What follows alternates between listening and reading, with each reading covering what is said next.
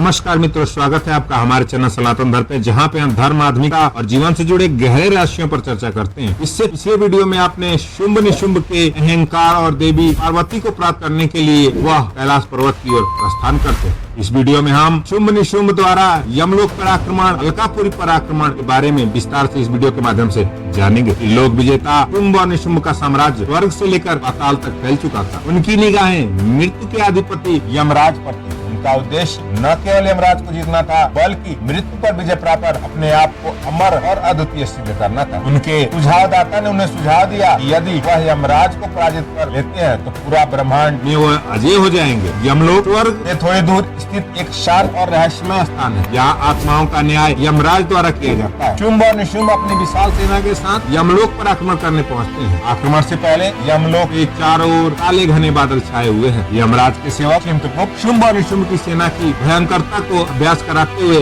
यमराज को चेतावनी दी। यमराज अपने घोड़े पर सवार होकर युद्ध के लिए तैयार सेना का नेतृत्व किया। यमलोक की सेना में शक्तिशाली गंधर्व 50 योद्धा थे। शुंभ निशुंभ की विशाल और पूर्ण आसुरी सेना का सामना करने के लिए तैयार। शुंभ ने यमराज के समक्ष संधि का प्रस्ताव रखा। हे यमराज, यदि तुम्हें मृत्यु पर विजय प्राप्त करने का अधिकार दे दो और हमारे अधीन हो जाओ, तुम्हारा यमलोक सुरक्षित रहेगा, अन्यथा तुम्हारे साम्राज्य का अंत निश्चित है। यमराज ने बड़े गर्व से उत्तर दिया, मैं न्याय का देवता हूँ, मृत्यु अटल है और इसे कोई अपने अधीन नहीं कर सकता। यदि तुम चाहते हो तो तुम्हें इसका परिणाम भुगतना होगा। युद्ध आरंभ हुआ।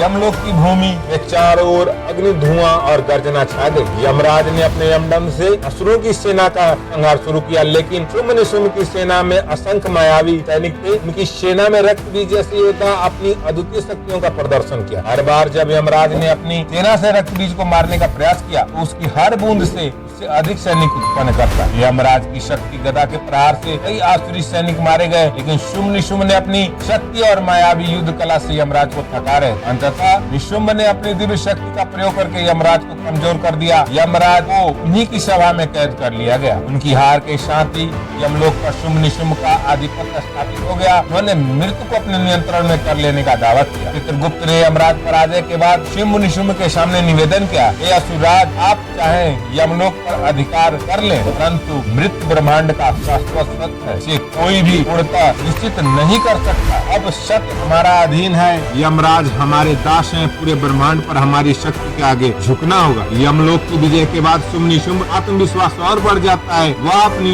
अगली योजना पृथ्वी पर अलकापुरी जीतने की थी, जो धन के स्वामी कुबेर का राज्य था। उन्होंने अपनी सेना को कैलाश के समीप स्थित अलकापुरी की ओर बढ़ने का आदेश दिया। अलकापुरी की स्वार्मिक भूमि, जहाँ कुबेर धन के भंडार और दिव्य रत्नों का संग्रह था, अब शुंभ निशुंभ के अधीन हो चुका था। कुबेर जो ईश्वर और समृद्धि के प्रतीक थे, उनकी शक्ति के आगे टिक न पाए।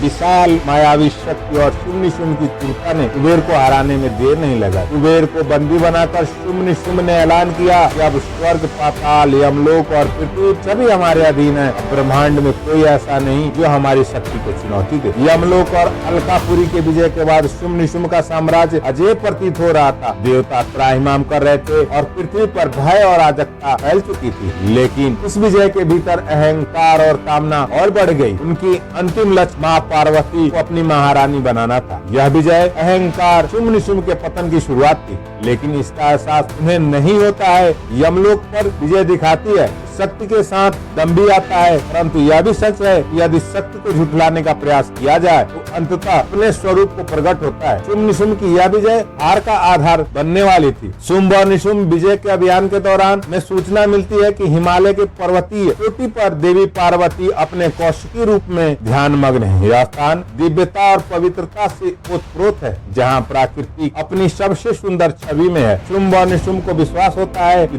देवी को हराकर वह अपने प्रभुत्व को संपूर्ण ब्रह्मांड में अजय बना सकते हैं। शुंभ और निशुंभ यह निर्णय लेते हैं, पहले शांति प्रस्ताव के माध्यम से देवी को झुकाया जाए। इसके लिए वह अपने सेनापति धूम्रलोचन को भेजते हैं। धूम्रलोचन एक विशाल सेना के साथ देवी पार्वती से मिलने के लिए जाते हैं। देवी के पास संदेश लेकर पहुंचते हैं और कहते हैं, हे देवी, हमारे स्वामी शुंभ और निशुंभ समस्त त्रिलोक विजय प्राप्त कर लिया है। वे आपके अद्वितीय सौंदर्य और शक्ति के प्रति आकर्षित हैं। उन्होंने आपको अपनी रानी बनाने का प्रस्ताव दिया है। आपके लिए यह एक सम्मान की बात होगी। मैं आपको यह प्रस्ताव स्वीकार करने का आग्रह करता हूँ। देवी कौशिकी धैर्य और गंभीरता से धूम्रलोचन की बातें सुनती हैं। उनका स्वर शांत है किंतु दृढ़ है। देवी कहती हैं, मैं स्वीकार कर लूंगी जो मुझे युद्ध में हराने की क्षमता रखता हूँ। यदि तुम्हारे स्वामी इतने शक्तिशाली हैं, उन्हें अपने शक्ति से मुझे झुकाने दो। मुझे बल के आगे झुकना नहीं आता। धूम्रलोचन देवी के इस उत्तर से क्रोधित हो जाता है और अपनी तलवार निकालते हुए गर्जना करता है, हे स्त्री, तुम्हें इस बात को कहने का साहस कैसे हुआ? अब तुम्हें अपनी शक्ति का परिचय देता है। जैसे ही धूम्रलोचन देवी पर हमला करने के लिए आगे बढ़ता है, देवी अपने अद्वितीय हुंकार से धूम्रलोचन को क्षण भर में जलाकर भस्म कर देती है। उनकी शक्तिशाली अहंकार क्षण भर में समाप्त हो जाता है। इसके बाद धूम्रलोचन के साथ आए हुए असुर सैनिकों के देवी का सिंह हमला करके उनका विनाश कर देता है। जो विशाल दिव्य शक्ति से युक्त है, असुरी सेना पर टूट पड़ता है। अपनी तीव्रता और बल के समक्ष असुरों को मार गिराता है। कुछ ही समय में पूरी सेना का संहार कर देता है। जब धूम्रलोचन और उसकी सेना के पराजय का समाचार शुम्भ के पास पहुंचता है तो उनका क्रोध और ज्यादा उग्र हो जाता है। यह पराजय उनके अहंकार को झकझोर देती है। वे अपनी इस अपमानजनक हार मानने के लिए देवी कौशिकी को चुनौती देने का निर्णय लेते हैं। शुम्भ अपने भाई निशुम्भ से कहता है,